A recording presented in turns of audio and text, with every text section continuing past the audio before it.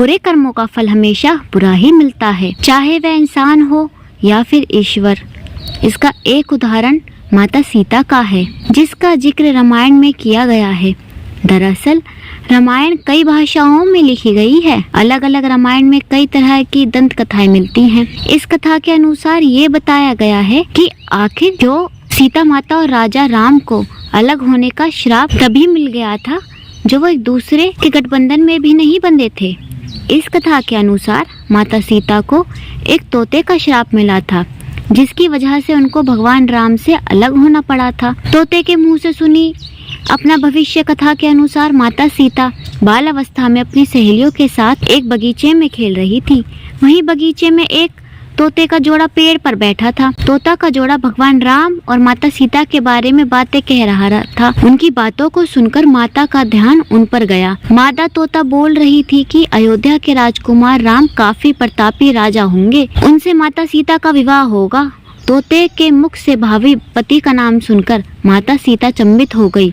उन्हें अपने बारे में और जानने की इच्छा जागृत हुई, इसलिए उन्होंने अपनी सखियों से कहकर दोनों पक्षियों को पकड़ लिया और फिर उन दोनों को पुचकार कर पूछा कि भविष्य के बारे में इतना ज्ञान कहाँ से प्राप्त हुआ आपको। तब पक्षियों ने बताया कि इससे पहले हम महर्षि वाल्मीकि के आश्रम में रहते थे, जहाँ हर रोज राम और सीता के जीवन के बारे में बताया जाता है।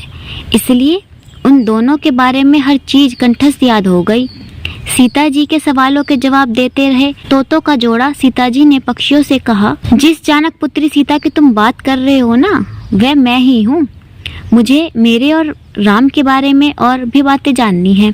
तब नर तोते ने कहा कि हे सीता, आपका विवाह अयोध्या के राजा दशरथ के ज्येष्ठ पुत्र राम के साथ आपका विवाह होगा और आपकी जोड़ी तीनों लोकों में सबसे अद्भुत होगी।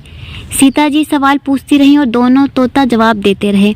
ऐसे में सीता जी प्रसन्न हो गईं और कहा कि अब ये हमारे साथ ही यहाँ पर रहेंगे। लेकिन ये सुनकर तोता हैरान रह गया और उसने कहा कि हम पक्षी हैं, हमें पिंजरे में कैद ना करो। तोते ने इसके लिए बहुत याचना की। तब सीता जी ने नर तोते को छोड़ दिया, लेकिन मादा तोते को नहीं छोड़ा। कहा कि यह मेरे साथ ही रहेगी। नर तोते ने कहा कि मेरी पत्नी गर्भवती है, इसलिए ऐसे समय पर उनको जाने दें। हम दोनों एक दूसरे का वियोग सहन नहीं कर सकते, इसलिए आप मेरी पत्नी को जाने दें माता। लेकिन सीता जी ने उनकी एक ना सुनी। इस पर मादा तोते को बहुत गुस्सा आया और शाप दिया कि जिस तरह तुमने गर्भावस्था में मेरे पति से मुझको अलग कर दिया, वैसे ही गर्भावस्था के दौरान तुमको भी पति वियोग सहना पड़ेगा। इतना कहते ही मादा तोता ने अपने प्राण त्याग दिए। बताया जाता है कि अगले जन्म में तोता वही धोबी था जिसने माता सीता के चरित्र पर उंगली उठाई थी, जिसके बाद भगवान राम ने सीता का गर्भावस्था के दौरान त्याग कर दिया था।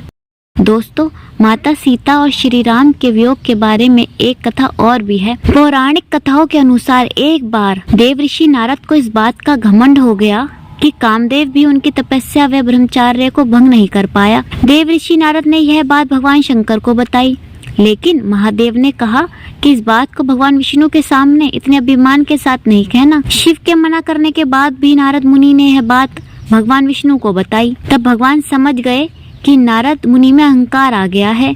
इसे खत्म करने के लिए विष्णु ने योजना बनाई। नारद मुनि भगवान विष्णु को प्रणाम कर आगे बढ़ गए। रास्ते में नारद मुनि को एक सुंदर भवन दिखाई दिया। वहाँ की राजकुमारी के स्वयंवर का आयोजन हो रहा था। नारद उस जगह पर पहुँच गए और वहाँ की राजकुमारी विश्व मोहिनी को देखकर मोहित हो गए। भगवान विष्णु की माया के कारण यह सब हो रहा था। राजकुमारी का सुंदर रूप नारद मुनि के तप को भंग कर चुका था, जिस कारण उन्होंने स्वयंवर में हिस्सा लेने का मन बना लिया। राजकुमारी को पाने की इच्छा में नारद अपने स्वामी भगवान विष्णु की शरण में पहुँचे और उनसे उनके समान सुंदर रूप पाने की इच्छा जाहिर की। भगवान विष्णु ने नारद की इच्छा के अनुसार उन्हें रूप भी दे दिया। नारद नहीं जानते थे कि भगवान विष्णु का एक वानर रूप भी है। हरि रूप लेकर नारद उस स्वयंवर में पहुँच गए। उन्हें अपने आप पर इतना अभिमान हो गया कि उन्होंने एक बार भी अपना चेहरा नहीं देखा। नारद को इस बात का विश्वास हो गया कि हरि रूप को देखकर राजकुमारी उन्हीं के गले में वरमाला पहनाएंगी, लेकिन ऐसा नहीं हुआ। राजकुमारी ने उन्हें छोड़ भगवान विष्णु के गले में माला डाल दी। नारद के रूप को देखकर जब उनकी हंसी उड़ाई गई तो उन्होंने सरोवर में जाकर अपना चेहरा देखा और उन्हें भगवान विष्णु पर क्रोध आया। क्रोध के वश में आकर नारद जी ने भगवान विष्णु को श्राप दे दिया और कहा कि जैसे मैं स्त्री के लिए धरती पर व्याकुल था, वैसे ही आप भी मनुष्य रूप में जन्म लेकर स्त्री के वियोग से व्याकुल होकर धरती पर भटकेंगे और उस समय आपकी वानर ही सहायता करेंगे। लेकिन जब भगवान की माया का प्रभाव हटा तब नारद जी को अपनी गलती का एहसास हुआ और उन्होंने भगवान से तुरंत क्षमा मांगी। माना जाता है कि ब्रह्मर्षि नारद के दोनों ही श्राप फलीभूत हुए। भगवान विष्णु को राम के रूप में पृथ्वी पर अवतार लेना पड़ा और माता सीता का वियोग भी सहना पड़ा और वानरों की भी सहायता ली। उम्मीद है दोस्तों ये वीडियो आपको अच्छी लगी होगी, तो सभी कमेंट करके बोलिए जय सिया राम और मेरे चैनल को सब्सक्राइब कर लीजिए।